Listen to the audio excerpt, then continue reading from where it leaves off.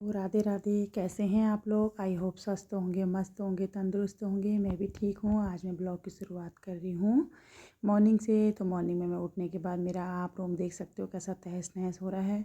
तो फिर मैंने अपने रूम को सही किया, क्योंकि आज मेरी ये चादर चेंज करने की भी बारी थी। क्योंकि मैं हर तीसरे दिन या हफ्ते में तो मैं चादर चेंज कर ही देती हूँ।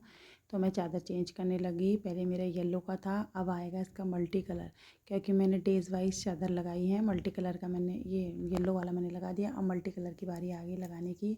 अब मल्टी कलर रहेगा ठीक एक हफ्ते बाद या फिर चौथे दिन। कभी चौथे दिन बदल देती हूँ, कभी चौथे दिन नहीं बदल पाई तो मैं एक हफ्ते बाद में चादर बदलती हूँ। क्योंकि हम लोगों को यही काम होता है, घर में लेडीज़ों को सारा वक्त सब चीज़ देखना पड़ता है। तो चादर मेरा थोड़ा सा गंदा हो रहा था, क्योंकि बच्चे आजकल खेलते कूदते हैं ना, तो इसके दोस्त वगैरह सारे आ जाते थे बिस्तर में चढ़ के यहाँ पे खेलते, तो उस वजह से गंदा हो जाता है। तो मैंने चादर आदर चेंज कर दी थी, क्योंकि घर का भी मुझे सारा काम करना था। तो पहले मैंने बोला चादर वादर झाड़ लेती हूँ, फिर नीचे पोछा लगाऊंगी तो फिर वैसे ही गंदा हो जाएगा। फिर मैंने चादर वादर झाड़ा, उसके बाद मैंने झाड़ू पोछा करा। क्योंकि मेरी आई हुई थी ननद, उसका पेपर था। मैंने फटाफट काम वाम करा, मुझे उसको स्कूल ले जाना था, उसका पेपर था, मुझे उसको छोड़ना था। बरेली रोड में उसका पेपर था, वो भी दिखाऊंगी मैं, आप लोग ब्लॉग से बने रहिएगा आगे को। तो मुझे उसको वहाँ छोड़ना था स्कूल कॉलेज में।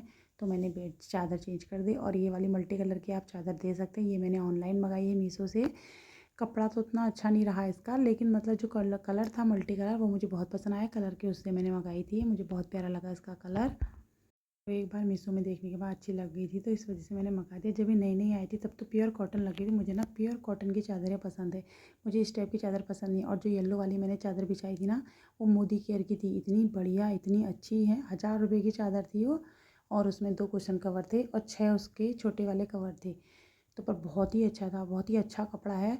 वही होता ना, महंगे और सस्ते कपड़ों में अंतर तो होता है। महंगा महंगा ही होता है, सस्ता सस्ता। ये मैंने मीशो से मंगाई थी, 250-300 की चादर तो है नहीं, 250-300 की चादर है डबल बेड की। पर लेकिन ये मल्टी कलर, मुझे इसका प्रिंट अच्छा लगा इसलिए मैंने मंगाई थी। मैंने सोचा कॉटन होगी, घर आके देखा तो कॉटन नहीं थी ये।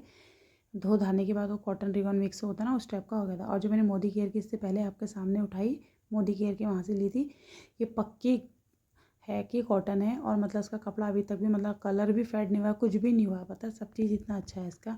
और जो हम लोग ऑनलाइन मंगाते हैं इसका कलर वाला निकल जाता है और कलर वो भी फेड हो जाता है। ये भी मैंने कम ही बिछा रखी है, अभी 2-4 ही बार बिछा रखी है।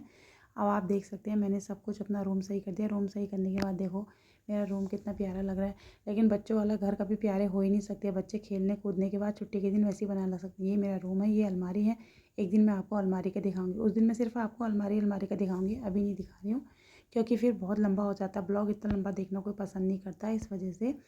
तो हम लोग के घरेलू काम ही इतने हो जाते हैं, हम घर से बाहर ही नहीं निकल पाते कि मतलब घर में ब्लॉग बनाते हैं। तो आप लोग भी कमेंट में कहेंगे कि घर ही घर के ब्लॉग बनाते हैं करके। हम लोग को बाहर कहीं जाना ही नहीं होता, हमारा घर में इतना काम हो जाता है। गाइस, मैं घर का सारा काम करने के बाद मैं निकल गई थी, क्योंकि मेरी ननद का था पेपर, जो आई हुई थी बरेली से। मुझे उसको छोड़ना था स्कूल। तो हमें कॉलेज स्कूल के बारे में भी पता नहीं था, तो हमें थोड़ा जल्दी निकलना था और स्कूल के बारे में पता भी करना था, कहाँ स्कूल ढूंढना था। ये है, देखो मेरी स्मार्टी ननद कितनी प्यारी है, आप देख सकते हैं कितनी सुंदर है। ये मेरी बुआ का एग्ज़ाम है। बुआ बोल रही मैं मोटी होगी, आज तक खाना ही नहीं खा रही, बहुत स्मार्ट है और नेचर वाइज की भी बहुत अच्छी है। अब ये मुझे मिल गई थी दोस्त की मम्मा, ये आई थी मेरे पापा के यहाँ दुकान में सामान लेने के लिए। मैंने बोला आ जाओ थोड़ा फ़ोटो शूट करते हैं, वो भी खुश रहती है फ़ोटो शूट करने के लिए, आ जाती है। और दुकान में कुछ सामान लेने गए थे और यहाँ पे मेरे पापा खा रहे थे खाना और यहाँ पे बच्चे खेल रहे थे गेम। क्योंकि बच्चों को तो छुट्टी के दिन गेम ही चाहिए होता है, उसके बाद तो बच्चों को कुछ चाहिए नहीं होता। पढ़ना लिखना तो बच्चों का सब चौपट है, आजकल एग्ज़ाम चल रहे हैं, लेकिन बच्चों को खेलना ही होता है।